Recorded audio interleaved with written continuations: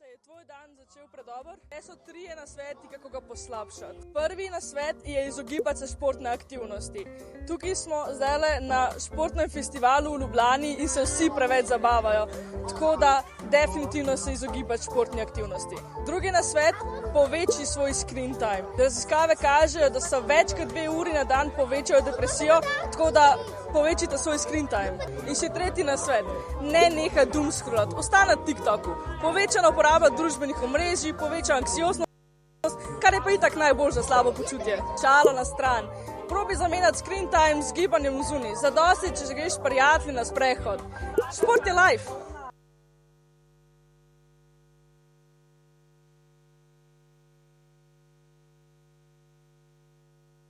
To so 3 znaki, da rabiš dopamin detoks. Prvi znak, ne moreš pogledati tega posnetka do konca. Zdaj, posnetki na TikToku so zelo kratki in če jih mi veliko gledamo, v bistvu svojo pozornost treniramo na to, da lahko zdrži sam par sekund.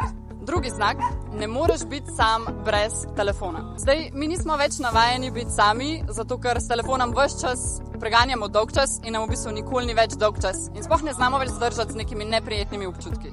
In tretji znak, takoj, ko se zbudiš, moraš vzeti telefon v roke. So smo zdaj že toliko skozi navajeni na to, da se skozi zabavamo, da takoj zjutraj, ko vstanemo, se sploh ne znamo več imeti dober in moramo takoj si dvigant nivo dopamina s telefonom. Ej, bravo, ratal ti je pogledati ta video do konca in to pomeni, da ti ni vseeno. Zdaj, jaz kot svetovalka na Logoutu ti predlagam, da si vsak dan določiš en del dneva, kjer imaš dopamin detoks in za par ur odložiš telefon stran, greš na sprehod, malo športaš ali se greš pa družiti s prijatelji.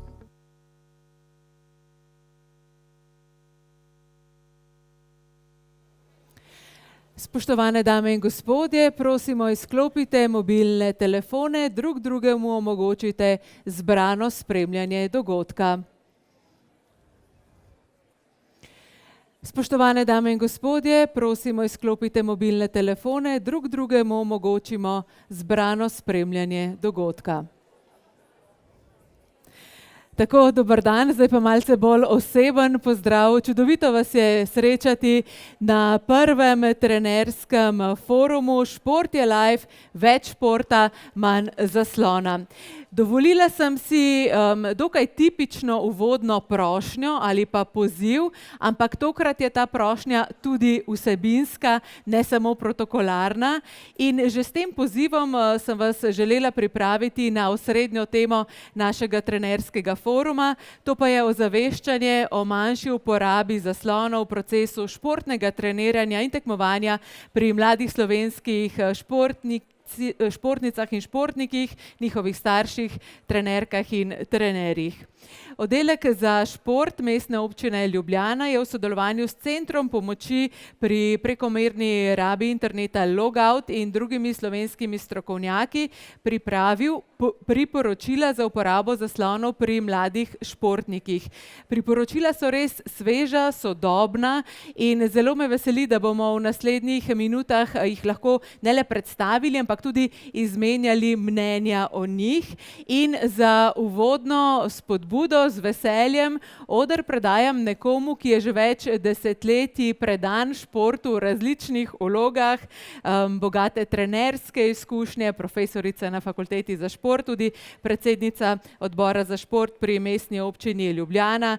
Danes z nami doktorica Marta Bon. Zdravo, Marta, dobrodošla.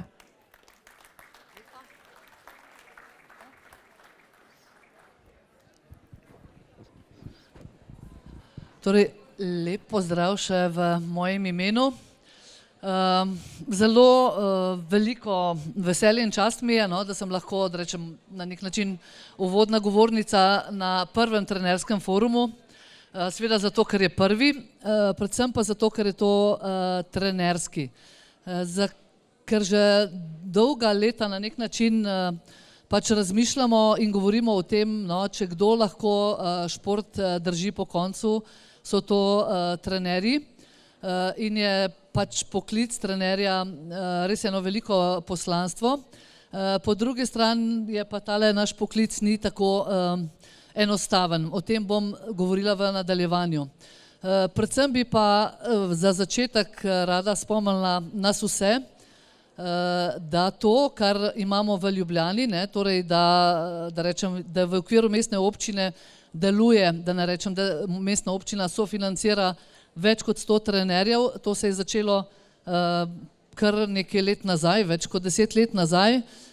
In naj povem, da se ne bi slučajno pozabilo, pa tudi mislim, da se premalo krat spomni, ideja, da bi pač kot mestna občina zaposlila več kot 100 trenerjev, je bila ideja še zdaj pač sekretarja oziroma načelnika oddelka za šport in mislim, da si za to idejo, da se je to udejanilo in da je mestna občina torej zaposlila 100 trenerjev oziroma sofinancira jih, pa tudi, da se je ustanovil samostojen oddelek za šport, to je zasluga gospoda Marka Kolenca in mislim, da si za to zasluži aplavz. In da se tudi predstavi še enkrat. In to se spomnite, trenerji dragi, vedno takrat, ko ste morda kritični, tudi preveč kritični, kar je tudi malo naša značilnost, ampak to je res velika stvar. Prepričana sem, da to že nosi rezultate in da jih še nosilo bo. Takole, kot rečeno, tale naša konferenca skupna ima namen, da mi se dogovorimo, da bomo poskušali čim bolj sodelovati med sabo in da bomo poskušali ta poklic trenerja narediti še boljši in da bomo čim več prispevali k družbi. Tudi s tem, da bomo poskušali mlade usmerjati, da bojo bolj v športu in manj v zaslonih. Ampak kot rečeno, jaz bom pa več govorila o tem, ker res že leta in leta razmišljam o tem, kaj ta poklic trener pomeni v družbi. Prepričana sem, da mi lahko družbi kot trenerji, kot šport res veliko damo, ampak zelo pomembno je, da se mi pri tem povežemo. Noben na svojem področju sam ne bo mogel narediti, če se bomo pa povezali v en tak ceh in da bomo imeli to cehovsko solidarnost, lahko pa prepričamo najprej sebe, da je naš poklic res nekaj posebnega in da res lahko nekaj za družbo naredimo, ampak samo tako, če bomo solidarni in povezani. Torej, zakaj smo tukaj, to sem zdaj pravzaprav že povedala, zato, da bomo mi solidarni en med drugim, da bomo manj kritikantski, da bomo imeli predvsem spoštovanje. In jaz sem zelo veliko razmišljala o tem, ko rečejo, ideje so tudi, da bi bilo prav brez telefona, da bi otroci prihajali na treninge in tudi na priprave. To bom pustila potem okrogli mizi, da bo več govora o tem, ampak meni se zdi, da bi vse rešili s tem, če bi imeli res vsi zelo močno zavedanje spoštovanja. Kaj je to spoštovanje? In tudi, če imam jaz telefon s sabo ugasnen, da ga imam v torbi in ga ne gledam, s tem pokažem sogovorniku spoštovanje. Pač karkoli, pa tudi vi zdaj sicer ne vem, ali imate telefone, ali ste jih res pustili, če imate vi spoštovanje, potem boste verjetno sledili. Če pa ne, boste pa začeli vleči iz torb in žepov telefon in jih boste gledali. Z spoštovanjem se čist vse uredijo, vsi odnosi med ljudmi. Bom še poskušala priti do tega. No, in kot sem že rekla, ta naš poklic. In sem prav odgooglala, sem napisala trener in bliščim beda in je ogromno zadetkov. Po eni strani je res toliko lepega lahko narediš, lahko rešuješ človeško življenje, prepričana sem, lahko spravljaš ljudi na pravo pot, iz tega, da bi bili, ne vem, ujetniki ulice, da postanejo uspešni športniki in uspešni ljudje. Je pa dejstvo, da se pa dostikrat počutimo kot trenerji zelo dobro, vem, nerazumljeni, nesprejeti od tega, to, kar se je tudi meni zgodilo, da sem bila v obdobju v enem klubu, ker ni bilo kar nekaj mesecev plač, pa mi je takrat predsednik rekel, ja pa kaj polče, vse to je šport, v športu je normalno, da ni plače. To moramo spremeniti. Zakaj bi bilo pa v športu normalno, da ni plače? Red moramo izpostaviti in vsi moramo pač delovati na tem. Tako zanimiv poklic imamo. No, kot sem že rekla, vse tole se je začelo z davnimi leti, ko smo prvič pripravljali strategijo športa in še enkrat bom povedala, ko je imel Marko Kolenc idejo, da bi zaposlili 100 trenerjev, se je meni zdelo, da je to malo utopična ideja, pa tudi, da bi imeli samostojen oddelek, da je to vse ena utopija in da bodo itak vsi proti. No, ampak moram reči, da res po njegovi zaslugi, tudi po zaslugi te strategije, predvsem pa po temu, da je to razumel župan mestne občine, da je to podprl in oddelek in ta način organiziranosti športa, da smo trenerji v ospredju, gre zasluga v veliki meri tudi županu. Prav je, da se dobre, prave stvari ne pozabijo, zato poudarjam tole. No in zdaj en od novih projektov je pa tudi ta Ljubljanski festival športa, letos je bil drugi, to zdaj sicer ni tema, ampak to je tudi zelo izvirna rešitev predstavitve športa, da se mi pač kot športniki pokažemo, ker tudi, če se sam ne znaš pohvaliti, te najbrž noben ne bo. Torej, dejstvo pa, če zdaj govorim o tem poslanstvu poklica, o poklicu trener, ne? Pravzaprav mi vsi skupaj zdaj delujemo v eni družbi, ki je čisto specifična, ne? In kot tukaj piše, če danes nisi zmeden, kaj se dogaja okoli tebe, pol itak je s tabo nekaj narobe. Dejstvo, da se hude stvari dogajajo, ne?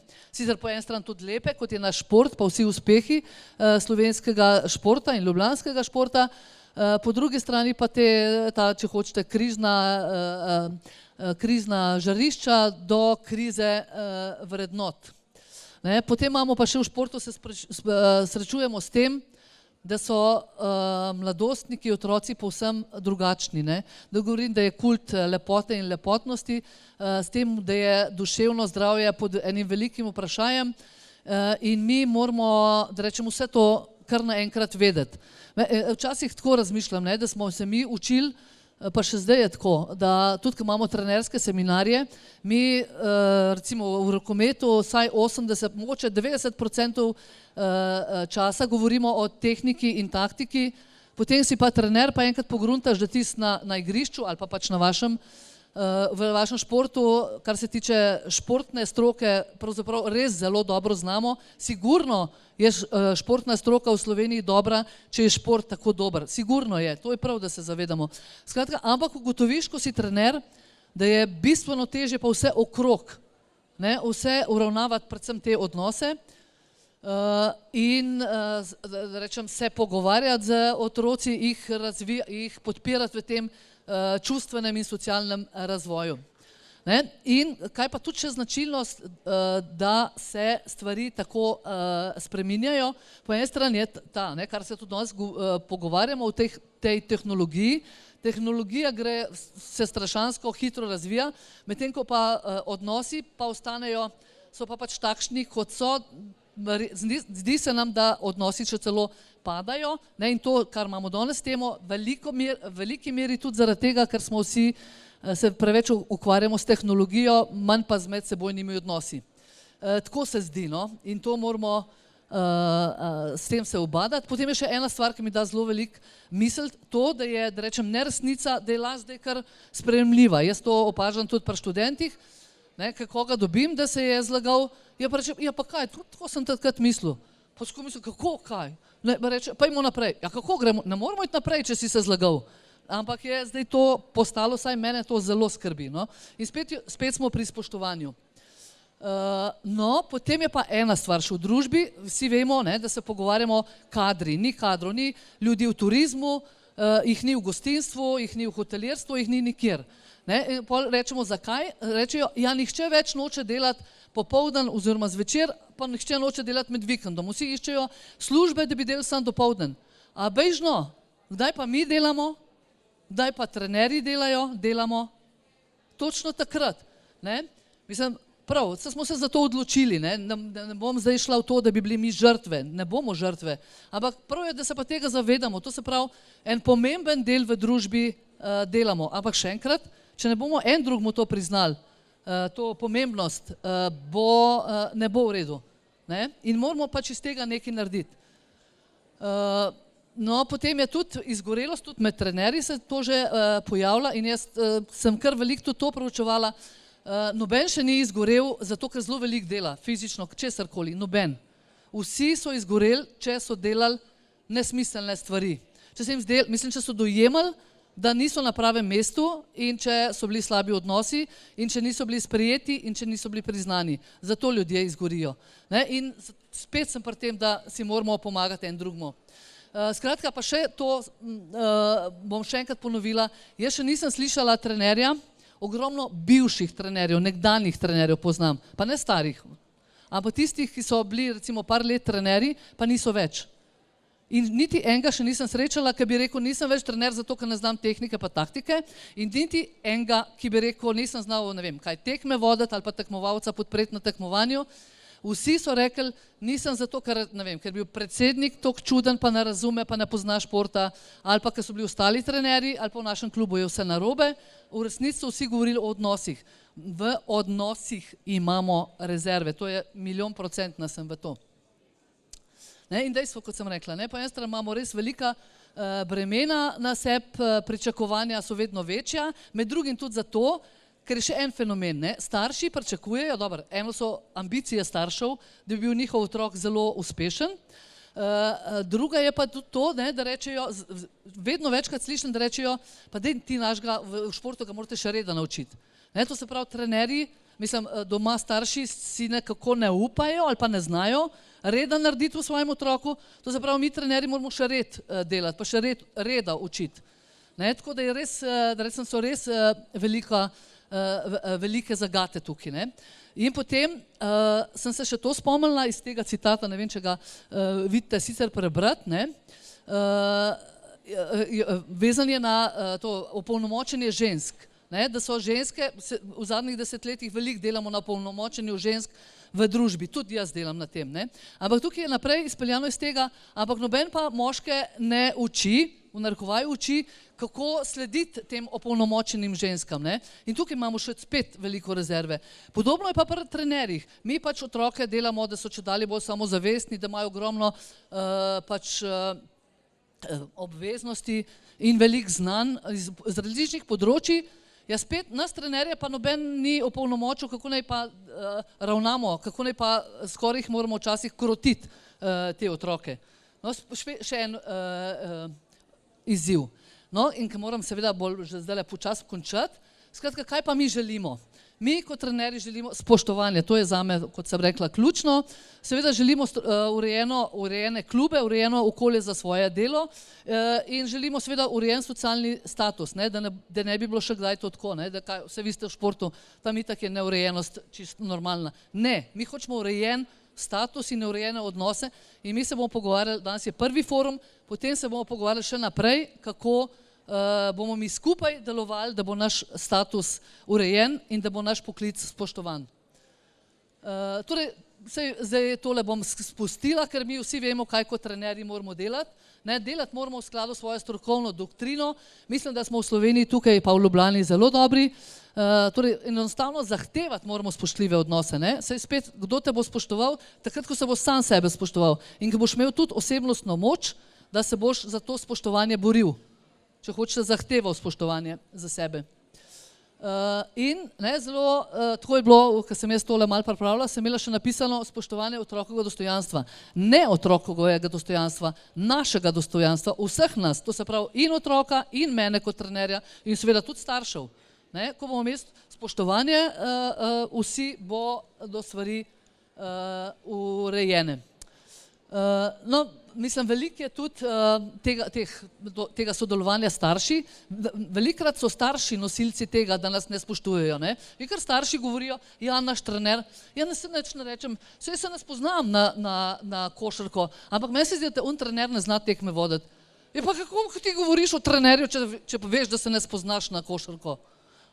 In mi moramo, mislim, če nekdo, jaz to rečem njemu, pa kako boš ti govoril? In seveda ne se postavljati na okope, ampak spet zahtevati spoštljivost. Seveda je pa tudi dajati spoštljivost. Takole, na nek način moramo mi vse to delati, tudi vzgajati itak otroke in starše in sami sebe. Zelo lahko pomaga, če upoštevamo, da smo različni v vseh vidikih, pa še dostikrat meni, tako kot mi kakšni trenerji razlagajo, kakšne vse sortne otroke imajo, vedno je treba razmišljati, ti naši otroci res imajo lahko hude stiske od doma, pa pravzaprav čakamo pa tudi, da se upošteva, da imamo tudi mi lahko stiske od doma. To različnost se mi zdi, da je prav, da spoštujemo. Pa še nekaj, Ne, včasih pa tudi res mi, če smo iskreni, ne delamo čisto vedno, čisto po pravilih, predvsem pa ne po etiki in morali in prosim, če se zavežemo, da delujemo. No, pri starših sta dva modela, to bom mogoče kdaj drugič. No in zdaj, kaj pa je za narediti? Kaj mi lahko naredimo? Ne? Sigurno je, ampak to je res težka naloga, mi moramo vrniti avtoriteto in učitelju, in staršu, in trenerju v našem primeru. Zdaj pa kako? Ne? Kako vrniti avtoriteto? To je pa sigurno proces, dolgotrajen proces. Ampak tako, kaj pa lahko vsak naredi? Ja, pri sebi mora začeti. Ne? Ti moraš najprej začeti spoštovati sebe, svoj poklic, boš pa tudi lažji vse okrog sebe in poleg tega gre pa za to, ne? Moraš spoštovati sebe in vplivati na to, da bodo spoštovani tudi tvoji kolegi. Zdaj pa še tole se bom zdaj zaključovala. Veste, kaj jaz mislim, ne? Torej, to, kar je tudi moje velike teh dilem, ali rezultat pri mladih, ja ali ne. Moje stališče, kar dostikrat na glas povem, da semaforjem ni nič narobe. Ampak je pa zelo narobe s tem, kako mi kot trenerji, pa da ne govorim starši, kako mi to dojemamo. Ne? Če nam pač, da zgubimo, ne vem, če hočete za 20 golov, pač škoda, ampak bomo pa drugič gubili samo za 15 golov. Če tako dojemamo semafor, pa je vse v redu. Ne? Če pa trener, da rečem, živčne zlome dobiva, če pa starši se stepejo zaradi rezultata na semaforju, pa je pa narobe. Ne? Če pa dojemamo, da je pač imamo mi dogovorjeno, da bomo rezultat šteli s številkami in da ga bomo zapisali na semaforje, pol semaforjem nič narobe. Podobno pa tudi s telefonom. Ne? Če mi spoštljivo ga imamo pač samo zato, da imamo komunikacijo, da smo na nek način varni, pol nič narobe. Ne? Če smo pa postanemo odvisni, pol pa zelo narobe.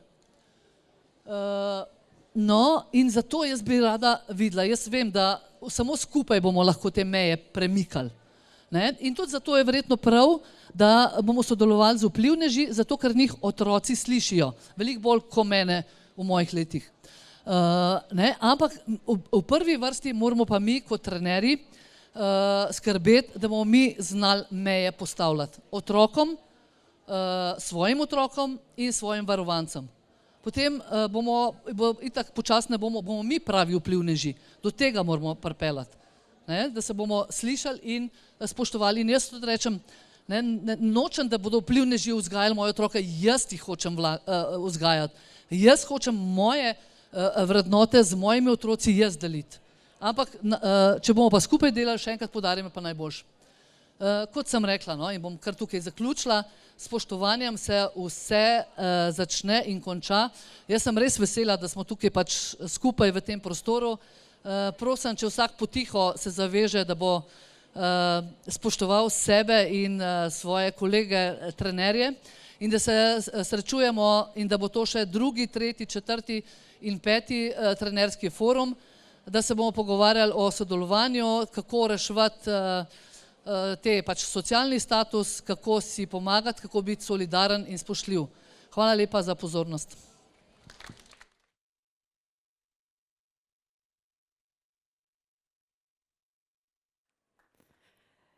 Hvala lepa, Marta, za ta res energičen in motivacijski uvod. Bomo seveda še kaj dodali tudi k tem pozivom, ampak že uvodoma sem omenila priporočila za uporabo zaslonov pri mladih športnikih. Za zelo sveža posodobljena priporočila gre, ki jih bo zdaj predstavil Tilen Hočevar iz Centra pomoči pri prekomerni rabi interneta Logout. Še nekaj vam zaupam, Tilen je bil včasih tudi košarkarski trener, tako da z obeh strani fantastičen sogovornik za to, kar sledi. Izvoli, Tilen. Ja. Slišimo. Ja. Dobar dan, pozdravljeni. Hvala lepa za tale uvod.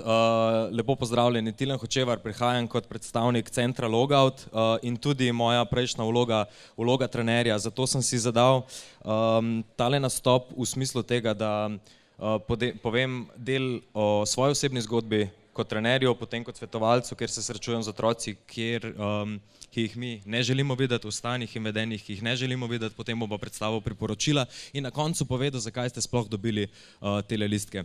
Zato, ker si premalokrat pripravim nek govor, sem si danes pripravil nekaj zapisanih besed in jih bom kar prebral.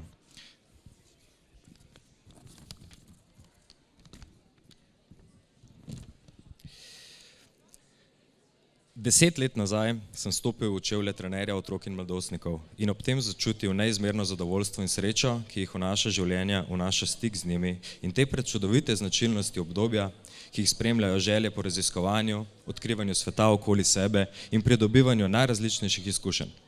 Ljudje smo izkustvena bitja in socialna bitja, zato razumem našo dolžnost in odgovornost, da jim takšne izkušnje tudi omogočimo.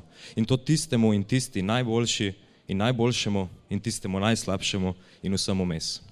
Verjamem, da je sleherni posameznik v tej vlogi zaradi sebe in čutenja svojega poslanstva ali poklicanosti, vodenja in spremljanja mlajših generacij skozi pot življenja v kontekstu športa. In verjamem, da tega ne počnete zaradi nekih bajnih zaslužkov ali tretjega namena, ki ne bi bil skladen z dobrobitom otroka ali športnika. Poleg staršev, starih staršev, učiteljev, razumem, da smo trenerji pomembni spremljajoči odrasli v življenju otrok in mladostnikov. Smo pomemben varovalni dejavnik in smo v vlogi oseb, ki smo vzgojna in izobraževalna podpora in pomoč staršem v teh razburkanih časih, ko si odkrito naslavljamo vprašanje, kakšna bo naša prihodnost, v kakšni družbi želimo živeti, kakšno okolje želimo zapustiti naslednjim generacijam in kako pripraviti otroke do tega, da bodo sposobni upravljati s tako močnim virom ugodja, ki je na dosegu roke pravzaprav ves čas. Spominjam se, kako sem se tekom trenerskih let prvič srečal z nekaterimi negativnimi in škodljivimi posledicami rabe zaslonov, tako na ravni posameznika kot tudi ekipe. Spominjam se raztresenih otrok, ki so skoraj do trenutka vstopa na igrišče drsali in klikali po zaslonih, da bi upravili svojo dnevno misijo v igri ali poslali še zadnji ogenjček preko družbenega omrežja. Sledilo pa je, da je v raztresenosti otrok zamešal, na kateri koš igramo in preden je to dojel, se je dogajala že tretja menjava posesti. Spominjam se, da so nas kot otroke in mladostnike med vožnjo na tekme trenerji merili in poskušali vzpostaviti tišino in red, saj je zaradi razposajenega otroškega direndaja trenerja bolela glava. Kasneje pa sem se v vlogi trenerja srečal s surovo resničnostjo. Danes temu ni več tako, saj vsak v tišini bulji v svoj zaslon, zvok, ki je slišen, pa prihaja iz igre ali videoposnetka. Mrtvi otroci.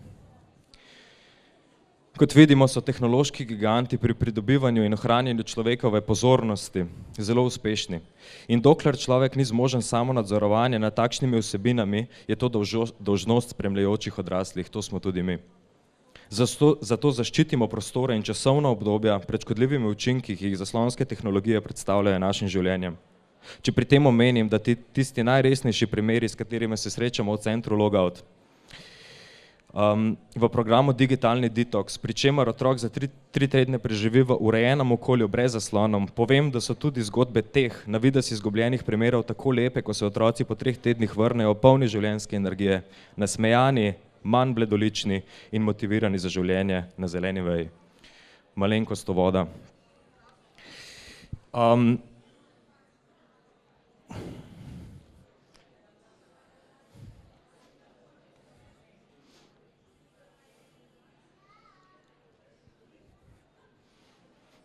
To smo pa boomerji, se ne znajdemo najboljš takole.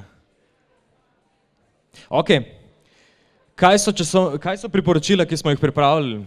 To je zadeva, ki je v fazi oblikovanja. Danes je pomemben trenutek, ko lahko podate povratno informacijo iz prakse. Pomemben trenutek, kjer boste lahko odgovarjali na 3 vprašanja, ki jih bomo zastavili na koncu. To so tisti barve listkov, ki jih vidite. Namen je, da dobimo danes čim več feedbackov vas, ki ste strokovnjaki v praksi. Vprašanja boste videli malenkost kasneje, do takrat pa naredim tale uvod preko priporočil, ki smo jih pripravili. Priporočila so splošne narave, zato so pomembne razlike med individualnimi, kolektivnimi športi, med vrhunskimi, med rekreativnimi športniki in tudi po starosti. Zato je tako, kot obstajajo že splošne smernice za uporabo zaslonov in to so neke usmeritve, kam naj hodimo v smeri rabe zaslonov oziroma prilagajanja teh okolij za naše otroke iz vidika odraslih, temveč so splošne usmeritve. Kako pa to aplicirati v posamezno družino, kako to aplicirati v vaš sistem, v vašem klubu, je pa po mojem mnenju dolžnost in tudi pedagoška spretnost trenerja. Prvi del se navezuje na časovna in prostorska priporočila v športnem klubu. Bom prebral, potem bom kakega zraven na kratko razložil, ampak s tem namenom so tukaj potem gosti, ki jih boste imeli priložnost vprašati iz prve roke. Ob vstopu v prostore športnega kluba ali društva naj se zasloni pospravijo in se ne uporabljajo. Naslednje priporočilo. Športniki naj se izogibajo rabi zaslona vsaj 1 uro pred začetkom treninga in vsaj 2 uri pred začetkom tekme. Tukaj recimo bom nadal primer, kako recimo, če vsak otrok, če prepustimo uporabo zaslona vsakemu otroku, da posluša svojo glasbo, bo do zadnjega trenutka pred tekmo obremenjen s kakimi obvestili iz družbenega omrežja. Tukaj bom podal tudi eno pomembno razlikovanje, da recimo pri mlajših športnikih, kjer vemo, da smo mi tisti, kjer moramo zaščititi čas, da se otroci lahko zberejo na to pomembno aktivnost. Na drugi strani pa lahko pri profesionalnih športnikih ta podlaga, priprava skozi poslušanje glasbe, pripravi športnika za to, da je bolj osredotočen, bolj učinkovit. Na drugi strani pa razmišljamo o tem, da pri mlajših bi bilo bolje, da bi recimo glasbeno podlago zagotovil trener, pri čemer bi predtem pobral glasbene želje otrok, potem pa vrtel glasbo preko zvočnika. Primer. Na več dnevnih pripravah ali tekmovanjih se v prostem času spodbuja medsebojno druženje, igranje družabnih in miselnih iger brez zaslonov. Tukaj verjetno ne vidite spodaj 4. priporočilo, skupni obroki članov športnega kluba naj predstavljajo čas brez zaslonov.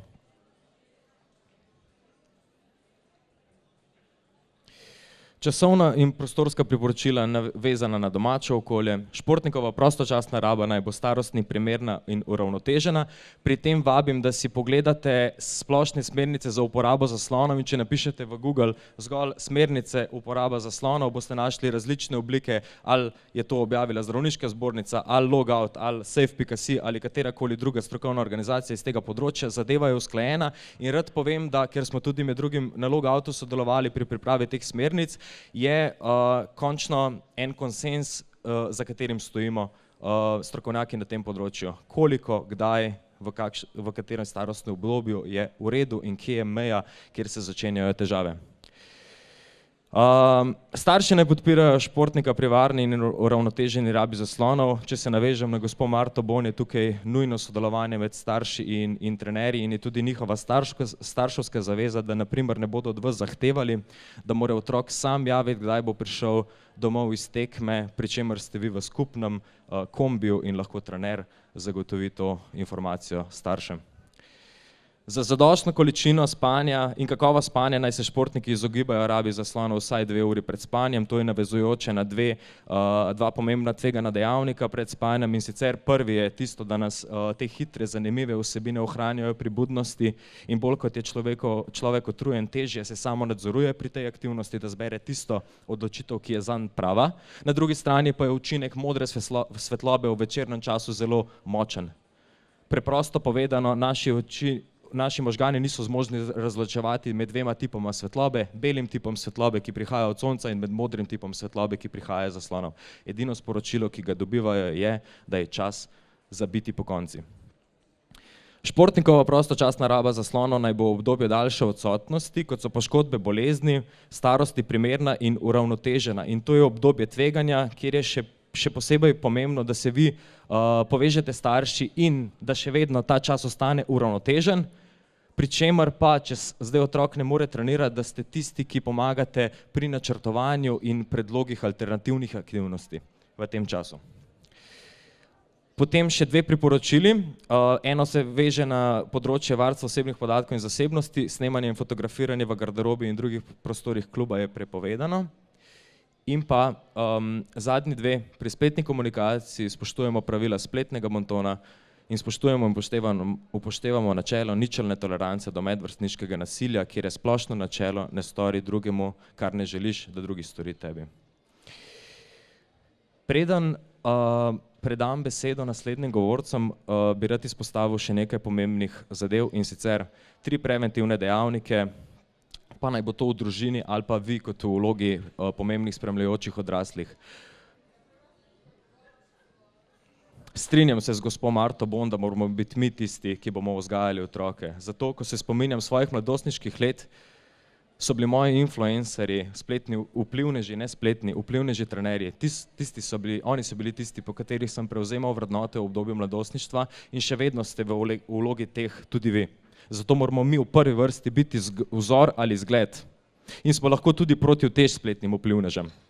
Danes se srečujemo zato, da vzpostavimo neka pravila ali dogovore, ki je drugi preventivni dejavnik. In tretji, da smo pri tem dosledni.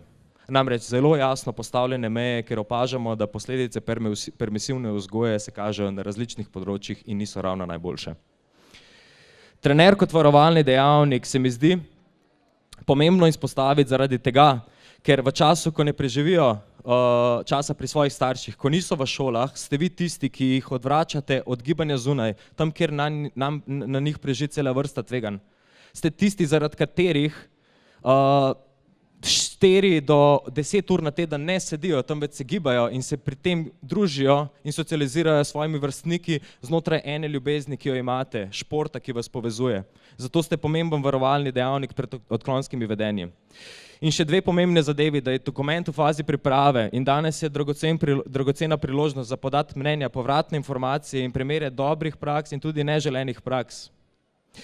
In ta dokument, kot sem povedal že uvodoma, je neke splošne narave, govori o usmeritvah, govori o kaj in katera področja, ampak kako pa te zadeve aplicirati v vaš sistem, je še vedno stvar posameznega kluba in potem tudi posameznega trenerja, glede na svojo ekipo ali posameznika. In še nekaj pomembnih razlik, ki bi jih izpostavil, so smernice.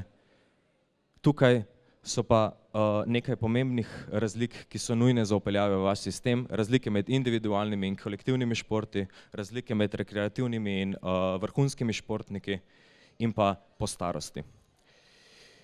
In za zaključek 3 vprašanja, da bo razjasneno, zakaj ste dobili te listke in resnično vas vabim, da podate ta mnenja, ker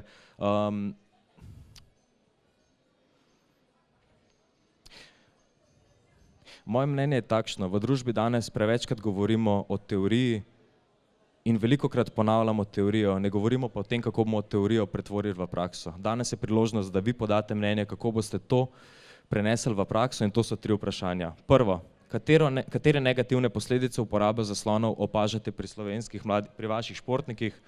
Vprašanje 2, kakšna pravila in dogovore uporabe zaslonov uporabljate v vašem klubu ali društvu? In pa 3, kateri so ključni izzivi pri omejevanju uporabe zaslonov pri športnikih, s katerimi se srečujete vi? Da že zdaj povem, kako bomo zadevo naredili, da ne bo logistično težko izpeljiva. Želeli smo tako nalepati 3 številke v 3 barvah, nekam, da bi vi lepili listke, ampak zaradi tega, ker je pač prostor takšen, kot je, smo se odločili, da vas le prosimo, da napišete te zadeve in če boste potem odšli, pustite listke na svojih stolih, pa bomo mi pobrali zadeve, nalepili, poslikali in potem to tudi prepisali. Če bi pa slučajno potrebovali 2., 3., 4. listek, tako kot sem se pogovarjal z enimi trenerji tamle zadaj, ker so zelo motivirani, pa prosim, samo pomahite, pa prinesemo spet listek tiste barve, ki bi ga želeli. Najlepša hvala, Tilen Hočevar mi je ime, prihajam iz centra Logout in še ena zadeva. Če ste prepoznali pri vaših otrocih, ki jih trenirate, kakšne težave, pa vidite, da jih starši ne spravijo, tudi vi ste v vlogi nekoga, ki se lahko povežete z nami. Namreč nudimo brezplačno psihološko svetovanje vsem otrokom starejšim od 12 let, otroke mlajše od 12 let pa vključujemo v obravnave družinske narave. Najlepša hvala. Hvala, Tilen. Super zanimiva predstavitev. Po mojem se prav vsi tule strinjamo, da preradi v slovenski družbi teoretiziramo, da je premalo potem tega prenosa v prakso in zato sledi nadaljevanje tega našega foruma. Se pravi, zdaj bomo skušali ta priporočila nekako predebatirati, pregnesti in jih prinesti tudi potem v vaša društva, v vaše klube. Še enkrat spodbudo, imate 3 lističe.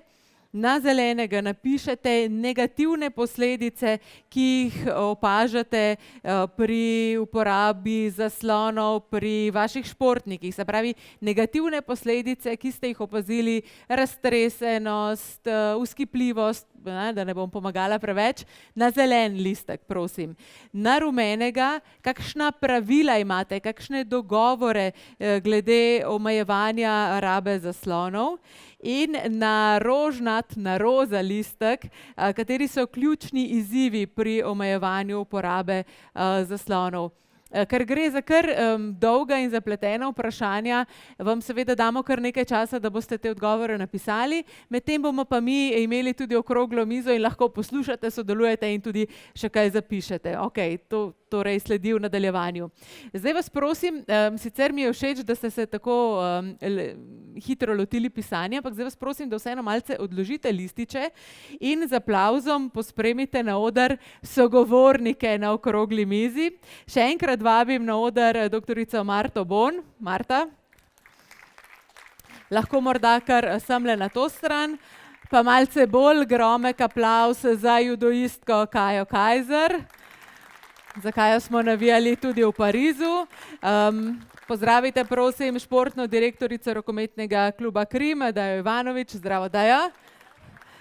Tole bo moj stol, tako da samo, tako, ja. Se moram boriti, ne, za svoje mesto na odru. Zdravo, Daja, dobrodošla.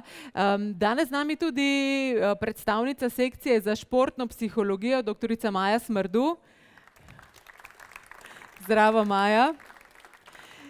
Trener kanu kluba Simon Hočevar.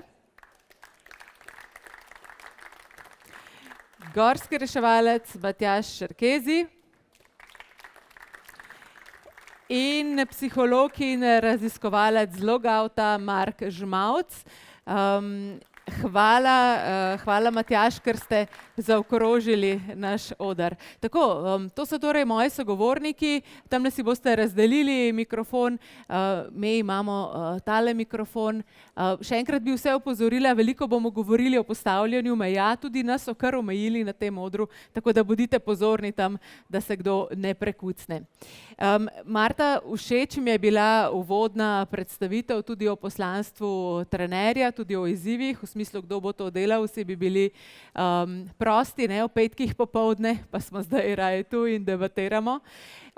Kaj bi dejali je ključna razlika med športniki dan danes in prejšnjimi generacijami, kateri je recimo ključni izziv, ki ga imajo?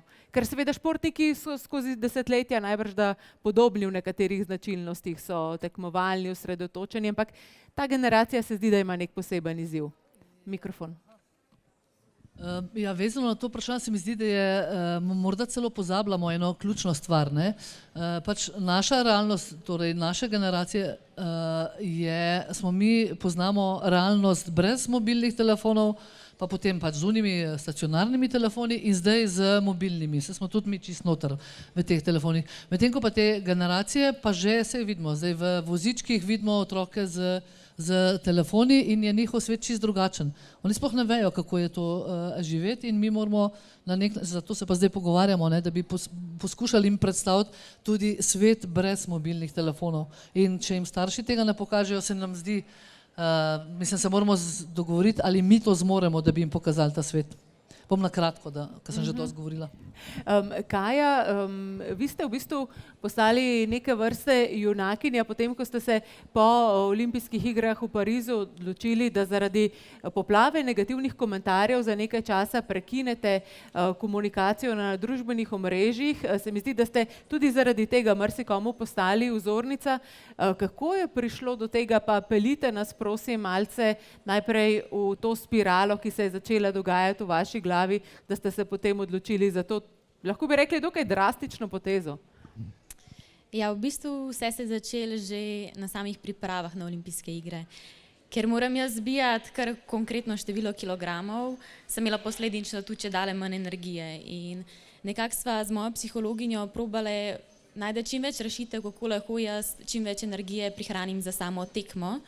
In ena izmed rešitev je bila ta, oziroma so poskušale, da bi z zmanjšanjem zaslonov nekako ohranjala več energije in sem ok, pač bom probala. In valjda vsaka sprememba traja nekaj časa oziroma ne moreš ti iz danes na jutri čist izklopiti vsa socialna omrežja, tako da sva se dogovorile, ja, zjutraj 1 uro, ko vstanem, da sem brez telefonov, in pa zvečer preden grem spat, plus med obroki, ki si na WC-ju, med treningi, v glavnem pač izklušati svoje mobilne telefone. Ključno je bilo tudi recimo na samih potovanjih, ker letimo z avionom na tekme in priprave, pač tam je veliko časa in sem ugotovila, pač ko sem to izvajala, da če nisem bila na samem telefonu, da sem res na ta način ful več svoje energije prihranila. Že s tem, da recimo ne da sem swipala po Instagramu, ampak da sem gledala nek film normalen, ki nima mogoče toliko, da se hitro spreminjajo, Toliko nekih impulzov, ne? Ja, je že to pomagalo, ali pa recimo, da sem brala knjigo ali pa se pogovarjala, že na ta način lahko v bistvu dosti zmanjšaš. Potem po samih olimpijskih igrah, pa zaradi pač vse nastale situacije sem se odločila, da se umaknem iz socialnih omrežij. Tudi zaradi tega jaz sem šla na morje in v času priprav na olimpijske igre sem res malo časa preživela svojo družino, s svojimi prijatelji in sem rekla, ajde, sem zdaj vzela mesec, kakor si ga lahko, da čisto odklopim. In dejansko sem kakšne dneve bila čist brez telefona. Prve 3 dni je bilo najtežje zaradi tega, ker ti imaš v navadi, primeš telefon v roke in točno veš, lahko mižiš in najdeš aplikacijo, recimo Instagram. In v bistvu jaz sem se odjavila in si samo aplikacijo tudi zbrisala. In sem opazila, da ko sem imela telefon v rokah, so prsti enostavno sami šli na mesto, kjer je bila aplikacija, ampak sem videla, da je ni. In v bistvu mi je dal to, ok, jaz v bistvu ne rabim tega, ampak mi je v navadi, da grem konstantno gor. In potem, ko sem se navadila, počas po 4 dneh, se je tudi večkrat zgodilo, da sem šla kam brez telefona, da sem ga pozabila. Tudi potem, ko sem se prijavila nazaj na socialna omrežja zaradi sponzorjev, ker vseeno imamo obveznosti, ker če si profesionalni športnik, če te ni na socialnih omrežjih, te ni. Tudi če imaš ti vrhunske rezultate, moraš se znati prodati. Tako da, ja, sem se vrnila s težkim srcem, ampak probam tudi danes manj časa svojega porabljati za to, da swipam, ampak bolj, da jaz sama objavljam in ko objavim, grem dol iz socialnih omrežij. Zelo pogumno. Kakšen je bil morda odziv samo kolegov športnikov? Je kdo rekel, ej, super si se spomnila, bravo, bom skušala slediti?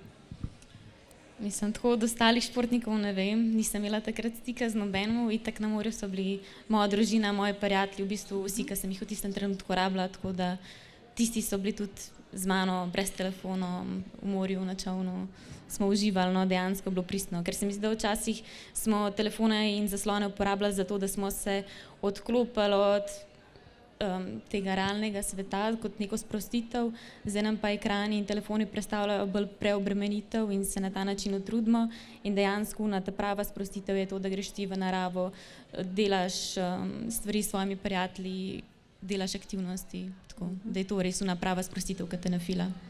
Ja, prav res. Daja, kaj opažate v vašem klubu? Imate seveda različne generacije igralk, ne? So mlade rokometašice res ves čas na telefonih? Kako v bistvu potekajo, recimo, sploh priprave me zanima, ne? Je vseeno to nek daljše časovno obdobje, ko je logično, da so tudi telefoni zraven. Kako je v bistvu na treningih, na pripravah, pred tekmami? Ja, najprej rada bi povedala, da takšne vrste iniciative ali pa taki projekti, kot je tole danes, jaz mislim, da ne samo trenerjem, ampak tudi športnim klubom zelo odpre oči in nekako da misliti, kje smo v tej temi, v tej zadevi in kam nas to pelje in predvsem, kako lahko na tem področju kaj naredimo. Danes je bilo ogromno rečeno, da je izjemno pomembna vloga pri tem trenerjev. Dejstvo je, da absolutno, ker trener je tisti, ki je prvi v kontaktu z svojimi športniki. Je pa dejstvo, da je tle tudi zelo, zelo pomembna vloga športnih klubov in še enkrat pozdravljam tale projekt, ker verjamem, da se bomo tudi športni klubi najdeli v tej zgodbi, predvsem najdeli svojo zelo, zelo pomembno vlogo. Ena od njih je definitivno to, da nekako ozaveščamo v prvi vrsti svoje trenerje v naših klubih. Posledično takšne vrste izobraževanja, okrogle mize organiziramo za mlajše športnike in njihove starše. Absolutno, danes je bilo to že omenjeno, strani predstavnika Logouta, zelo pomembni so interni pravilniki, mi jih bomo v našem klubu definitivno dodelali in sprejeli. Dejstvo je, da s tem zaščitiš tudi delo svojih trenerjev in daješ neko moč, da ni vsa odgovornost na njih, ampak dejstvo, da je to usmeritev našega kluba. In mogoče eno od stvari, omenili ste daljša obdobja, tle moram reči, da se res razlikujejo panekoje med sabo in starostne kategorije, ampak nekako je dejstvo, da ko so mladi športniki dlje časa skupaj, to pomeni priprave, turnirji, tekmovanja, tabori, predvsem, ker so najmlajši tam, se nam je izkazalo, da ta neka delna, če se bom prav izrazila, detoksikacija od mobilnih naprav, od vseh interakcij je definitivno zelo, zelo dobro se izkazala.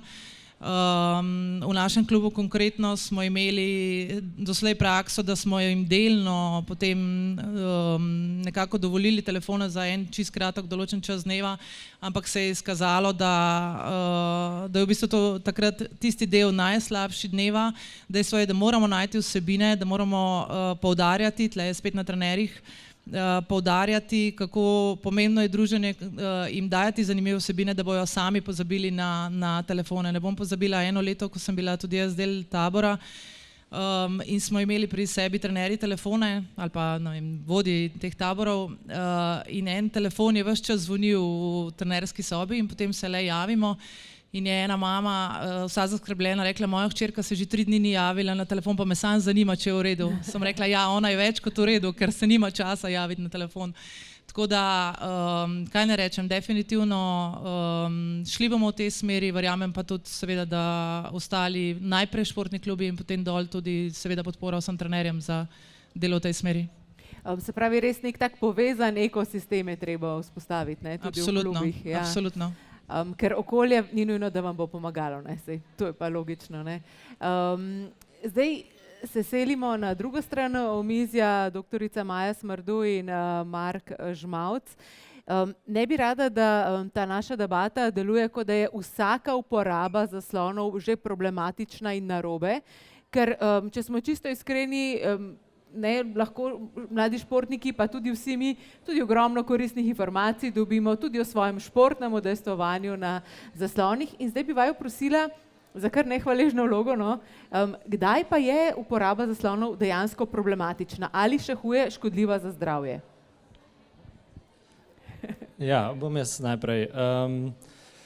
Hvala za vprašanje. Ja, sigurno to vprašanje je en velik izziv za nas, a ne. K nam pridejo pogosto mladi otroci, mladostniki, ki najprej uporabljajo digitalne tehnologije za nekaj koristnega, potem pa se v bistvu s časoma pokaže, s časoma in pritisk vrstnikov ostalih, pa tudi pomanjkanje omejitev, jih nekako vodi v to, da tehnologije uporabijo prekomerno.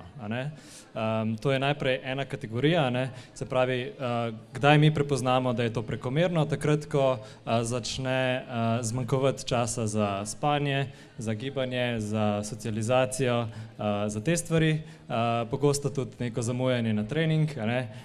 To so neki taki prvi znaki, da otrok malo zgublja kontrolo. Potem ena ekstremna verzija, ki se zgodi tudi pri manjšini mladostnikov, je pa nekaj, čemu rečemo digitalna zasvojenost. In tukaj je pa res, gre za nek popolno pomanjkanje kontrole nad uporabo. In tukaj, če razmišljamo, kdo stoji na drugi strani, v bistvu to pomanjkanje kontrole ni presenečenje. Če pomislimo, da so na drugi strani korporacije, ki namenjajo neskončne resurse temu, da kliknemo, da nas zadržijo, kako se bo en 10-letni, 11-letni otrok uprl temu? Zelo težko. Tako da tukaj je sigurno zelo pomembno, da kar mi opažamo, če otrok je prepuščen samemu sebi, praktično vsak otrok pride v prekomerno rabo. Torej, družine, ki pridejo k nam, če nimajo nekih pravil, opažamo, da v bistvu je to skoraj neizbežno. Tako da ja, potem je tle na drugi strani vprašanje, koliko je varovalnih dejavnikov. In en izmed teh je tudi šport. Šport ima veliko kapaciteto, da odgovarja na temeljne psihološke potrebe posameznika in na ta način nadomesti zaslon. V športu se čutimo kompetentni, se družimo z prijatelji definira nas nekak šport, ampak iste potrebe lahko zadovolji tudi zaslon. A ne? In tako za mnoge mlade, ki so precejšnji del dneva na zaslonu, je odlična priložnost, da imajo vsaj, ko grejo na šport, to okno brez zaslona. A ne? Tako da, ja, če se vrnem nazaj v vprašanje, digitalna zasvojenost opažamo takrat, ko, a ne, prej ste omenili spoštovanje, a ne? Mi imamo otroke, ki perfektno tudi nas spoštujejo, a ne? Ampak so preprosto tako zasvojeni, da samostojno oziroma avtomatično uporabljajo, kar pomeni, da nimajo kontrole nad tem, nad uporabo. Ne? Kaj je dobro povedala, da gre samo od sebe. Prst gre sam, ne? Tako, prst gre sam. Ne? Ja, tako, bolezensko stanje. Ja. Žal, včasih pridemo tudi do tega primera, tako da v teh primerih niti spoštovanje ni dovolj. Otrok se lahko čist zaveda, koliko mu to škoduje, ampak to je tudi ena definicija zasvojenosti, da ti delaš nekaj kljub temu, da jasno veš, da ti škoduje. Maja Smrdu? Najprej bi se morda vrnili nazaj k tistemu, ste rekli, ne, na začetku. Prvo, elektronika je del našega vsakdanja, vedno bo. Torej ne moremo čisto izključiti iz našega življenja in sigurno je kar nekaj aplikacij, ki lahko recimo tudi pomagajo v trenažnem procesu in pač to bomo morali slej ko prej sprejeti. Po drugi strani imamo pa res zelo veliko raziskav že res, koliko lahko elektronika škodi. Če se sam nimamo niti časa, da bi se v bistvu na vse sredotočili, ampak enih par morda takih ključnih je, da sploh pri otrocih, recimo tam okrog 11. leta, je zelo močen razvoj frontalnega režnja možganov in če je takrat preveč elektronike, ki nam v bistvu stalno ponuja držljaje, torej frontalni režen je ključen recimo za sposobnost načrtovanja, organizacije. Če greste pa v en ekipni šport in če otrok recimo ne bo imel toliko razvitega frontalnega režnja, ne bo zmogel oceniti situacije, bo slabše bral recimo okolje, kdaj naj da kakšno podajo, da bo slabše videl, ne vem, kje so tekmeci in tako naprej. To je recimo en tak vidik. Ne, zato ga vidimo, da je toliko več problemov s pozornostjo in da vedno več otrok imajo težave z pozornostjo in hiperaktivnostjo. Torej, drugi problem je potem pač pozornost, kako vam bo otrok potem ali pa ne mlad športnik in tako naprej zmogel celotno obdobje tekme. Potem ena zelo velika problematika je recimo agresivnost, ta impulzivnost, ki se razvija sploh za otegnitvijo recimo od elektronike, kar recimo šport prevedemo na tak način, veste recimo, da je instrumentalna agresivnost nekaj, kar je zaželeno v športu. Torej, da znam neko dodatno energijo v tekmi potegniti za to, da znam dobro odreagirati, da ima več energije, ne vem, močnejši udarec, met, kakorkoli. Po drugi strani pa, če imamo potem to impulzivnost, ki je posledica recimo neke otegnitve, pa ta agresivnost ni več instrumentalna, ampak nima več ustreznega cilja, ampak je bolj konfuzna in torej spet v bistvu slabša izvedba. Torej, ne gre samo za to, da gremo recimo morda v smeri neodvisnosti, kar je celoten družbeni problem, ampak da lahko torej dejansko konkretno, zelo direktno vpliva na rezultate vaših športnikov, sploh recimo, če začnejo tako res mladi recimo z elektroniko. Zelo, zelo dragoceno in pomembno, se pravi, sploh pri teh mlajših, omenili ste 11 let, ampak zdaj imajo že najbrž da 6-letniki, ne, pametne naprave. Matjaž in Simon, vaju bi najprej izvala kot starša, poznamo vajine otroke, Marušo, Evo, Alino, Žiga, Lina, vsi zelo dobri, obetavni športniki. Kako v bistvu jim skušata kot starša pomagati, kot človeka, ki imata tudi sama in tekmovalne in trenerske izkušnje, kako velik problem je to v bistvu?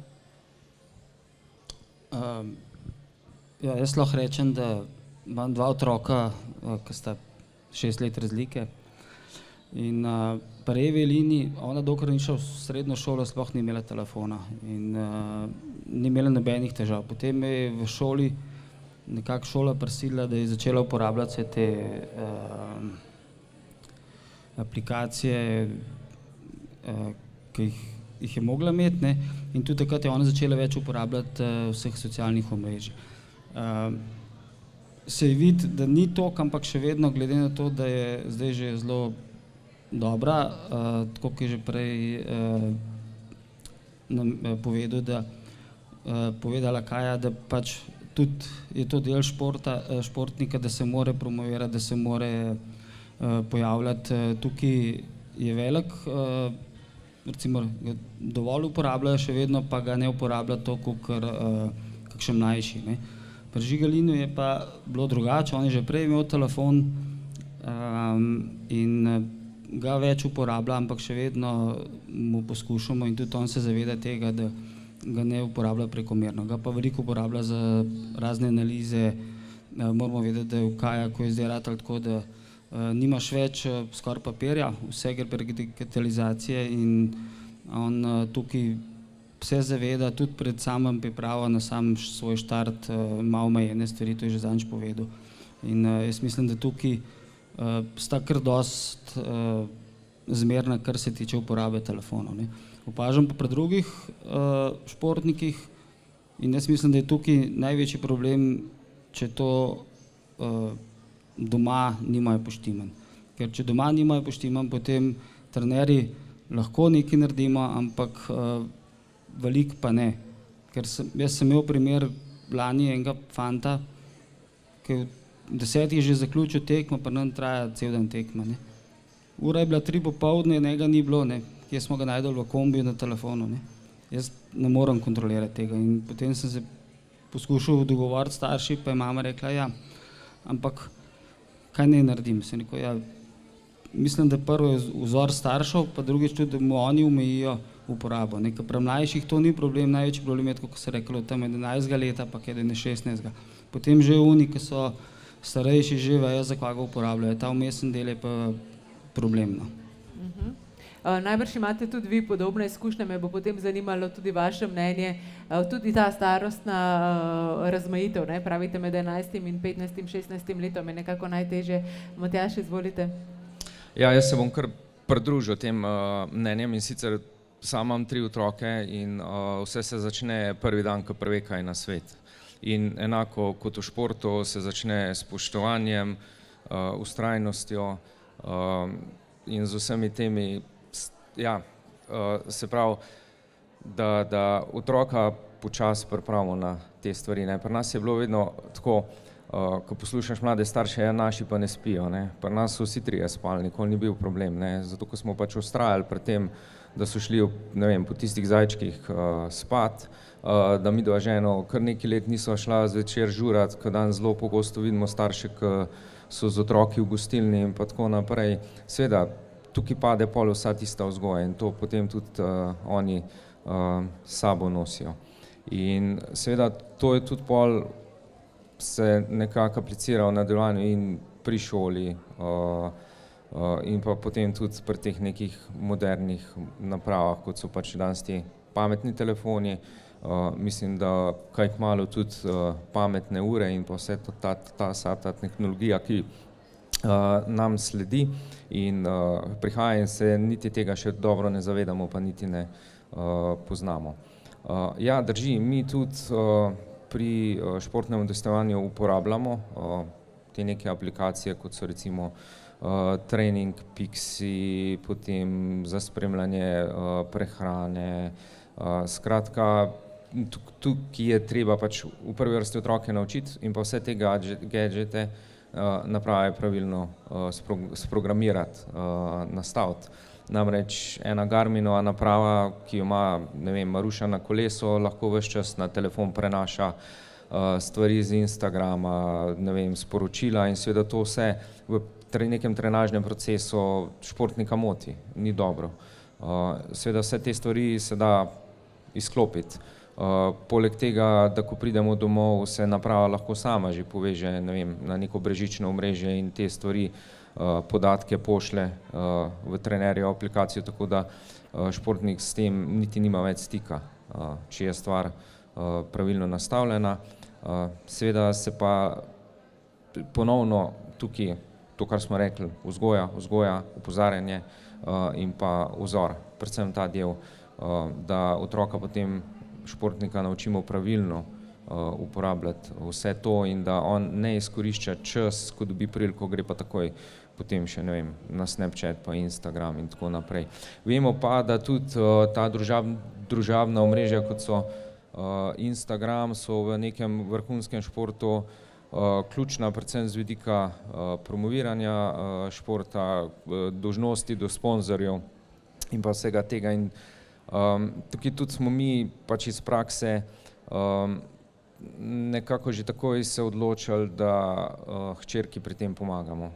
Se pravi, da ji na nek način pravilno usmerimo, da ima pomoč, da ne ona se ukvarja s tem, ker marsikdaj ti kdo ponudi ene nogavice, pa pol misli, da boš imel ne vem koliko objav za tiste štumfe, čistko.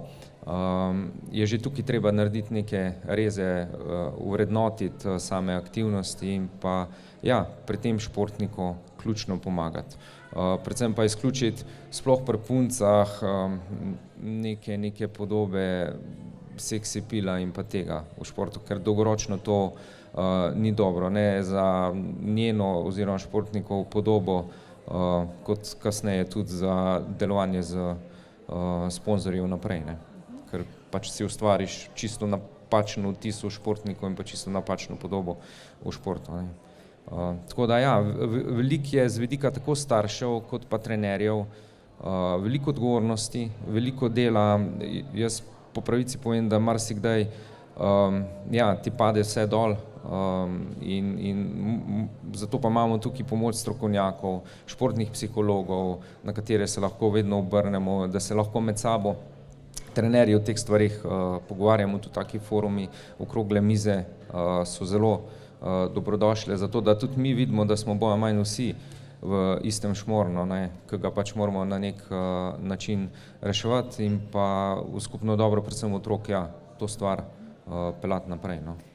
Ja, zelo pomembno se mi zdi ta povezanost ali pa to neko zavezništvo, ki ga skušate tudi trenerji v bistvu tudi na takih forumih zgraditi, ker predstavljam si, da otroci pa tudi člani klubov, društev ponavadi rečejo, ti si edini, ki težiš, vsi lahko imajo, samo pri nas se ne sme imeti, samo mi ne smemo imeti na pripravah ali pa vse moje sošolke lahko imajo, samo jaz ne smem imeti tega.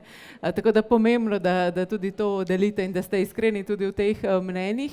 In zdaj se moramo premakniti še korak naprej. Ugotavljamo, da seveda samo z nekim omejevanjem ali pa s prepovedmi ne bomo ničesar dosegli, ker ravno pri ciljni skupini med 11 in 15 bomo samo težili.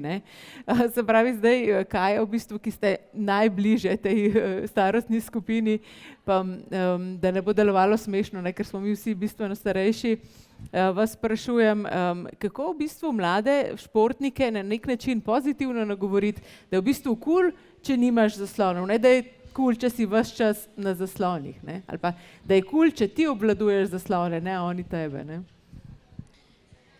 Mislim, tukaj lahko govorim iz nekako moje situacije. Pač pri meni ključno je bilo to, da sem spoznala, da mi bo, če ne bom toliko na zaslonih, pripomogla k mojemu performansu. In se mi zdi, da pač tudi mlajši športniki imajo neke cilje in da bojo veliko lažje šli od zaslonov dol oziroma bili pripravljeni za neke spremembe, če jim bomo pokazali, povedali, da bo to za njih dobro, da bojo pač recimo boljši. Da bojo boljši, da bojo imeli boljši spanc, da bojo lahko pol boljš trenirali, večji fokus bo imeli in tako dalje. Je pa ključno, da smo tudi mi nekako starejši športniki in trenerji in odrasli vzor njim, ker pač otroci nekako posnemajo. To se mi zdi super iztočnica, da bi vas vprašala ta vzor. Kako pomembno je, da mladi športniki ali pa v vašem primeru, da recimo kadetinje vidijo članice, ki so res fantastično začele recimo to sezono v Ligi prvakinj, kako recimo one obvladujejo zaslone in se v bistvu učijo recimo tudi z tega. Če o konkretnem primeru govorimo, verjamem, da naše vrhunske športnice ali pa članice prve ekipe, ne vem, če so ravno prave vplivnice na tem področju za naše mlade, ampak zdaj, ko je Kaja govorila svojo izkušnjo, sem dobila eno idejo, ker prej sem govorila, da je zelo pomembno nekako izobraževanje, osveščanje, organiziranje delavnic, da ravno verjetno Primeri takšne prakse, se pravi, da mladi športniki govorijo svoje izkušnje, govorijo, kaj so doživeli, ko so se odstranili iz tega ali pa zmanjšali uporabo vsega tega. Jaz mislim, da bi bil to veliko večji vpliv na njih in definitivno v tej smeri moramo razmišljati. Se pravi, njihovi ne ravno vrstniki, ampak mladi športniki, ki imajo takšne izkušnje. Jaz mislim, da bi bilo to najbolj koristno. No? Dobra ideja torej, ne? Da tudi športniki nekako to podprejo. Da so oni njihovi vplivneži potem, ne? Ja, da so oni ti influencerji, ne? Tudi na nek način idoli. Maja, vi ste prej recimo izpostavili nekaj študij, ki kažejo na to. Predstavljam se, da bi lahko prišli do mladih športnikov in rekli, če boste toliko in toliko časa na zaslonih, bo vaš udarec recimo pri servisu lahko toliko šibkejši ali pa hitrost servisa toliko nižja, ne? Če bi že imeli te raziskave, ne vem, če bi se jih to ravno dotaknilo, morda, ne? Kaj predlagate, kako jih v bistvu pozitivno motivirati? Ponovadi sami tega niti ne vidijo, ne? To ponovadi trenerji vidijo tudi, ko so postopno recimo slabšajo stvari, ampak vsekakor recimo vsi, ki so veliko na kakšnih teh socialnih omrežjih, to je res tak največji strup, kar recimo vidimo športni psihologi, pa tudi psihologi nasploh, da se zelo zmanjša samozavest. Ker itak se ve, kaj se kaže na teh socialnih omrežjih, nič ni prave resnice, zelo veliko napadov je lahko, ne, in je torej dejansko ta samozavest, ki jo rabiš za vsak trening, za v bistvu sploh pa za vsako tekmo, ki sigurno potem pač upada preko tega. Morda bi še nekaj tudi v bistvu pri tem upozorila, jaz sem članica etične komisije OKS-a. In kar je bilo prej med predstavitvijo eden od ukrepov, da je prepovedano snemati v garderobah, je to zelo pomembno, ker tako snemanje je osnova za medvrstniško nasilje. In trenerji boste ponavadi lahko z zamikom šele v bistvu zvedli za to, lahko pa odzadaj se zelo poškoduje dejansko, ne samo zavest, ampak celotno duševno zdravje športnika. Tako da so res ene take pripovedi potem, ki mora pač veljati, ampak tudi športnik sam lahko vidi, kako recimo vsaj na njegovo samozavest to vpliva. Ker govorimo proti tehnologiji, imamo nekaj težav s tehnologijo, ugotavljam. Tile mikrofoni piskajo in odomevajo, moramo govoriti bliže ustom, torej navodilo za vse govorce, mikrofon držite bliže ustom in se bo bolje slišalo. Marta, vi ste se želeli navezati, zelo dobro imam še v spominu, ko se pogovarjamo tudi o samozavesti, pa tudi o tem medvrstniškem nasilju, podobo, ki ste jo imeli tudi na PowerPointu, popolna punčka, barbika, potem podoba anoreksičnega dekleta, se pravi res zelo pomembne teme odpiramo. Jaz sem se želela navezati na tole, kar je Maja rekla, ne? Če se to, in dostikrat se taka snemanja ali pa take neprijetne slike, mislim slikanje, pojavlja tako mimogrede, ne? In tukaj se mi zdi, da je zelo pomembno, kako trener odreagira na to, ne? Da je res ničelna toleranca do tega in da zelo jasno sporoči, to se pri nas ne dela, to mi ne spoštujemo, to ni naša vrednota. Ali pa isto je bilo v eni drugi, da rečem, okrogli mizi kot primer, ne, pa se pa zmenimo, bomo šli na avtobus in bo vsak mogel svoj telefon pustiti v košari. In potem rečejo, veš kaj naši naredijo, naši potem 2 telefona prinesejo, ali pa eni celo 3. Ne? In tukaj pride pa spoštovanje oziroma vloga trenerja. Ne, da ima ničelno toleranco, da si res vzame čas in da sporoči jasno, to se ne dela. In vsazga, ne da pusti, da oni na nek način zavedno ali pa nezavedno kar heroja delajo iz tega. Ne? In on je frajer, ki je prinesel 2 telefona. Kako se dobro znajdu. Ne? In ga na nek način heroja delajo iz njega. To je osnovna napaka. Mi moramo heroje delati iz tistega, ki spoštujejo naše dogovore. In naš je dogovor ne telefon in tist, ki spoštuje, tistega se vrednoti, ne unga lumpa. Ne bojo oni kreativni v športu, super, ampak kreativni pa, to je goljufanje, amen. Zelo jasno povedano, Simon, dobro, vi imate v navednicah srečo, ne? Ker ne predstavljam si, da bi kdo prav v čovnu bil sposoben gledati telefon in še veslo držati v roke, ali najdete tudi takšne? V čovnu ne, zato ker pač bo crkno nekem okroniti. Ampak se je pa že zgodilo na kakšnih drugih treningih v telovadnici ali pa kakorkoli, v kakšnem teku, da seveda imajo s sabo telefone, ne. Zdaj, pri meni se ve, da telovadenci ga ne bojo imeli, ker bo šel, pa ga ne bo nazaj prišel. Če grejo teč, pa to jim dovolim zaradi tega, ker da veš, kje si, ker se je že zgodilo, da se je kdo kdaj izgubil, ne, ker ne znajo več brez telefona dan prideti. To je pa ta drug velik problem, ker se ga je treba zavedati,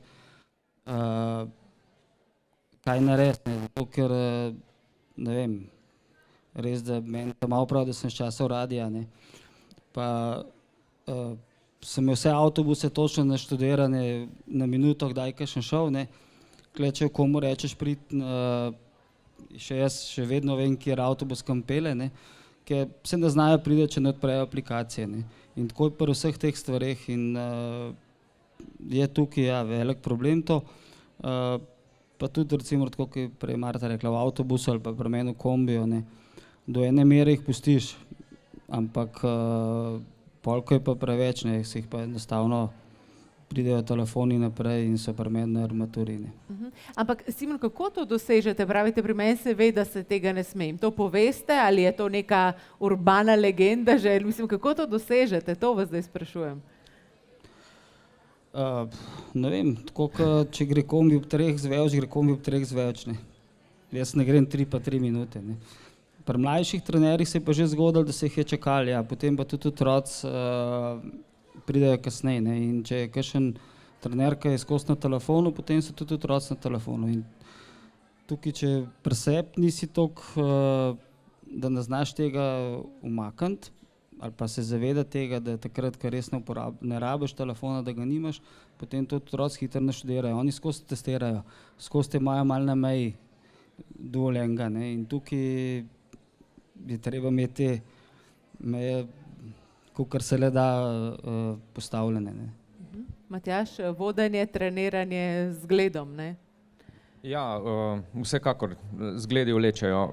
Jaz sam lahko čist tudi iz sebe izhajam, da sem si zbrisal profil Facebook. Se ne samo odjavil, ampak ga preprosto zbrisal na neki točki in sem si to podaril za rojstni dan.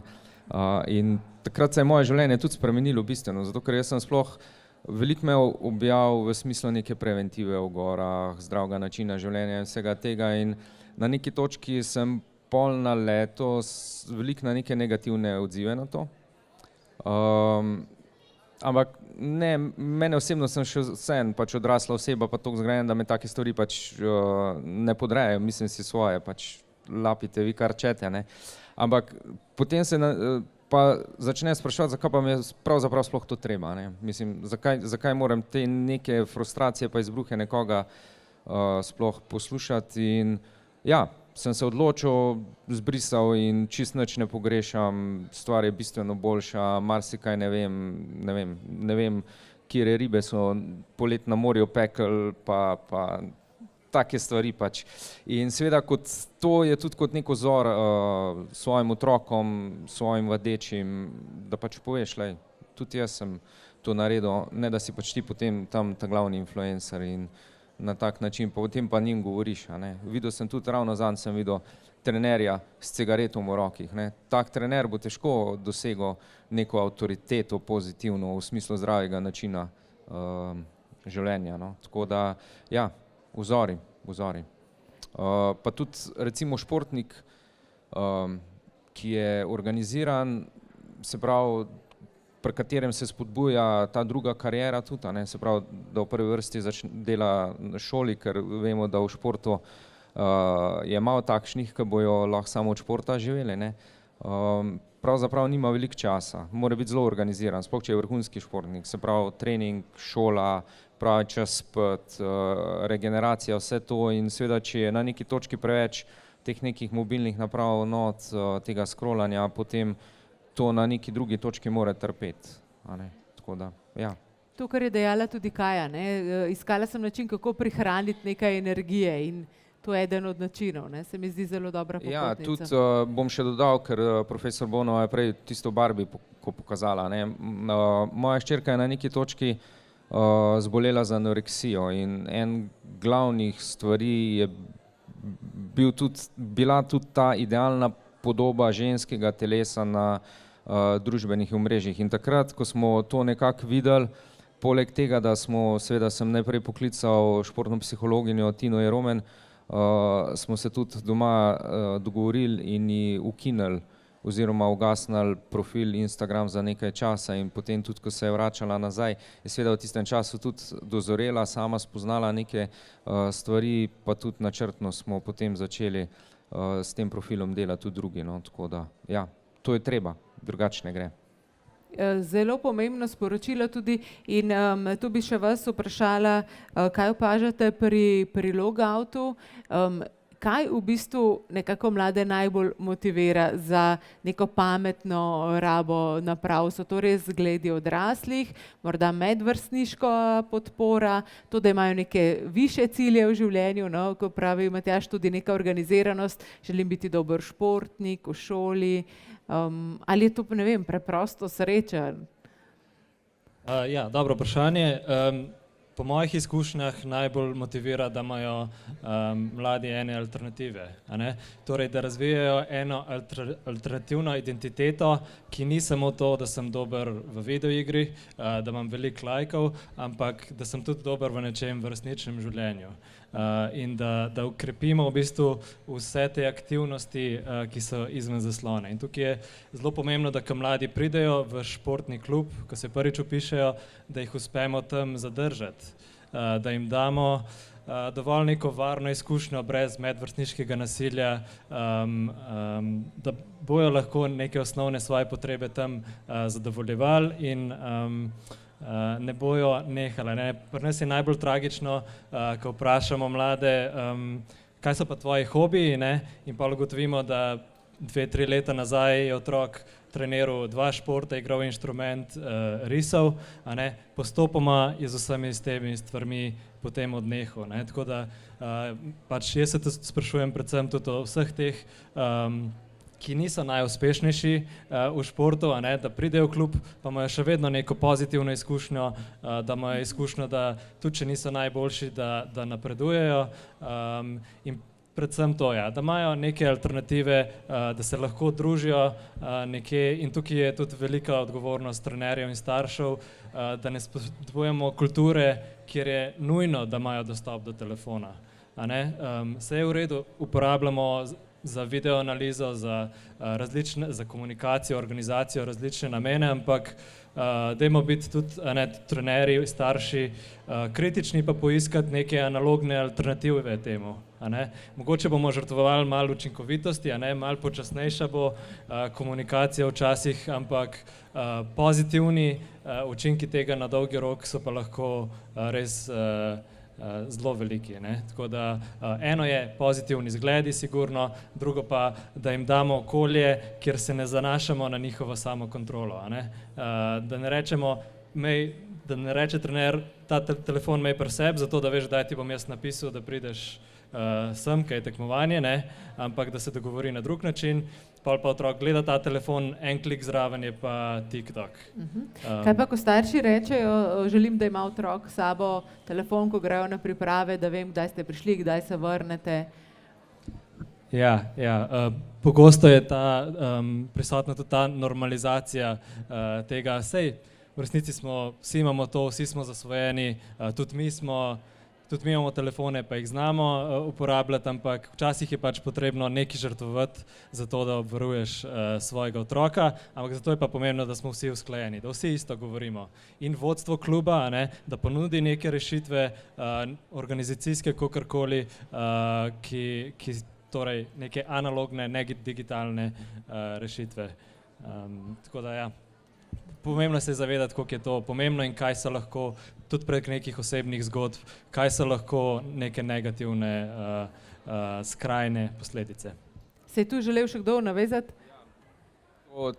Mislim, ta izpostavljenost staršev, se mi zdi, da tudi ta neka pretirana starševska skrb, zdaj, če damo otroka nekemu strokovnemu delavcu, kot je trener, ga mu zaupamo za tisti teden, je tukaj pač ključno zaupanje staršev, se pravi, da ga pač pošiljamo v neko varno okolje, kjer bojo z njim delali pač po svojih najboljših močeh in jaz tudi osebno ne vidim nobene potrebe, da se morajo vsak dan slišati pa razglabljati, zato imajo prej in potem čas, takrat, ko pa otrok nekam gre, je pa ključno to, da se on vključi v tisto okolje, da se z vrstniki druži in ni nobene potrebe, da se starši vsak dan sliši. In to se mi zdi, da je tudi tukaj z vidika klubov pa trenerjev treba na tistem skupnem sestavku to izpostaviti in povedati, da pač neko slišanje ni zaželjeno, no? Da s tem otroke tudi spodbudimo neki samostojnosti in da mora biti tista povezanost ne fizična preko neke mobilne naprave, ampak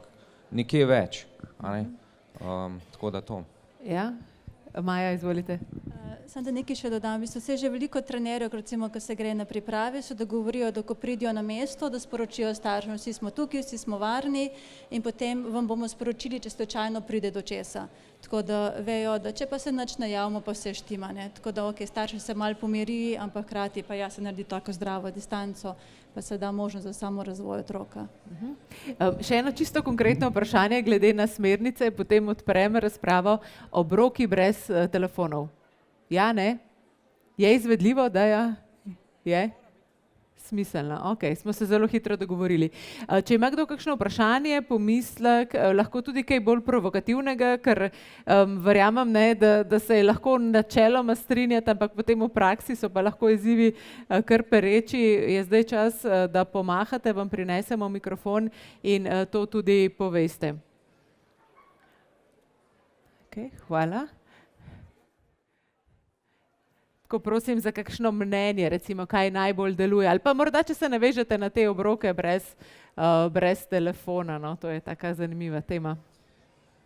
Ja, jaz mogoče, kle nismo danes omenili, pač otroci so tretjino dneva ali pa pol dneva tudi v šolah, kjer jaz velikokrat slišim, rečejo, ja, imam med poukom v puščici, pa gledam, pa scrollam, tako da bi nekako tudi na učitelje v šolah bilo treba bolj, mislim, se v tej smeri, da tudi učitelj ni v šoli na telefonu ali pa tako, da že tam se začne, ker otroci so res večino časa so v šoli, pridejo domov, pa pridejo na trening, pa so z nami 2 uri s trenerji, učitelji so pa res 6-8 ur, tako da mogoče to nismo nič omenili, pa kaj se dogaja, jaz vidim na pripravah, tudi ko sem bil jaz par let nazaj malo bolj aktiven športnik, da lih to, čas treninga, saj nisi imel časa uporabljati telefona, ampak je bil pa prosti čas, pa ni bilo nekih aktivnosti, pa tako, si vzel telefon in si gledal, tako da bi mogli, niso priprave, niso treningi sam tisto, kadar se trenira 2-5 ur na dan, ampak je pol to celoten dan, tako da kot trener bi mogli še ostale aktivnosti, pa naj bo to pač družabne igre ali pa sprehodi, ker nimajo zares veze z nekim treningom pa pripravo, da se takrat naredi neke aktivnosti, da se to pozabi na te stvari, Kot nek celodnevni program. Ja, mogoče se na to pozabi. Tako da to. Super, najlepša hvala. Bi morda kdo pokomentiral to? Marta, morda vi glede šol, lahko razkrijem, da recimo, ko smo se srečali na sestanku za ta dogodek, je bila ena od misli prav to, ne? Šolam ni uspelo, naj uspe klubom in trenerjem, ne? Jaz mislim, da na področju šolstva se s tem kar veliko ukvarjajo in je tudi kar nekaj šol, ki so uspele, dobiti splošno soglasje, da so prepovedali vnos telefonov, ne. In tistim je res, to so res dobri vzgledi, no. Podrobnosti sicer ne poznam, ampak to, kar ste pa rekel, da je na pripravah še veliko časa, sej prej bilo priporočilo, je tudi to, da je treba organizirati druge aktivnosti, družabne igre, človek ne jezi se in zemljokrast in tako podoben. Ja, ampak sigurno, jaz sem po moje tudi večkrat poudarila, dobro sicer, da bomo mi lahko samo skupaj kaj naredili, drugače pa to, kar se pogovarjamo, je primer celotne družbe, ne, seveda v športu. Meni je pa najbolj, da rečem, kar malo bizarno, če prideš v čakalnice v zdravstvenem domu. Ne, to so v čakalnici, so vsi na telefonu, res tudi starejši in stari ljudje na pametnih telefonih. Imamo veliko dela, skratka. Morda bi se še kdo navezal na te celodnevne aktivnosti med pripravami. Včasih so trenerji rekli, da moraš biti na pripravah tako utrujen, da lahko samo spiš, ne, po treningu, ampak okej, ti časi so minili. Ja, ne? Samo na kratko potem nadaljujemo, ja. Ja, kar se teh nekih aktivnosti tiče, jaz bom tudi zagovarjal, se pravi, da pač ta strokovni kader je tam, ki je tam, ne za vsako minuto otrok pripravi nek program. Mislim, tukaj je fajn, da na nek način preprečimo, da imajo telefone s sabo, ker jih ne rabijo. Jaz pač izhajam iz teh nekih planinskih taborov, tudi kjer smo otrokom pač prepovedali telefone in jih tudi niso imeli, ker smo jih pobrali, pa smo malo kontrole naredili, pa tako. In prve 2-3 dni niti niso vedeli, kaj bojo počeli. Jim je bilo dolg čas in je prav, da jim je dolg čas, ker otrokom danes ni več dolg čas, ne vejo, kaj je dolg čas.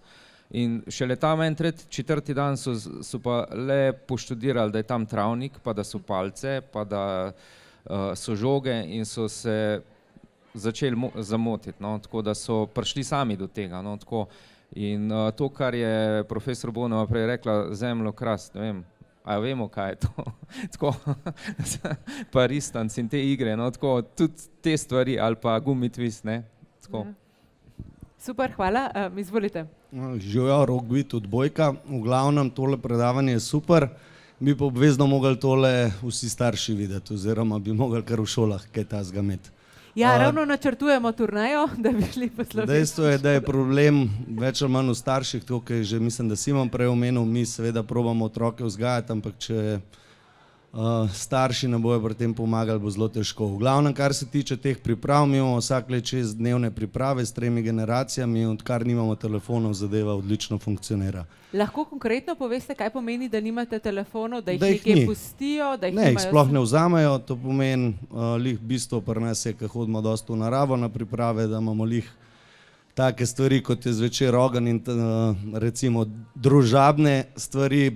Prej smo imeli telefone, seveda spet, če bi starši to znali uporabljati, pa bi mogoče zvečer je bila omejitev 10-15 minut, pa sam poklicali, pa preverjali, kako so, ampak problem teh staršev je bil predvsem to, da so se otroci zlomili, ker so mame jokale v telefon zvečer, ker otroci prevzemajo pol vlogo staršev, tako da to je bil večji problem kot nas ni motilo, da otroci pogledajo tudi kaj telefon, pa koga pokličejo, ampak problem so bili starši v tej smeri, tako da odkar nimamo telefonov, samo super.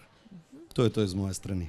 Hvala. Super, hvala, se pravi, se da tudi 6 dni brez telefona, pustimo doma. Še kakšen komentar, še kakšna takšna zgodba?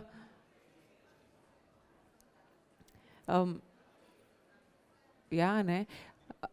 Še tule, Boris, v prvi vrsti.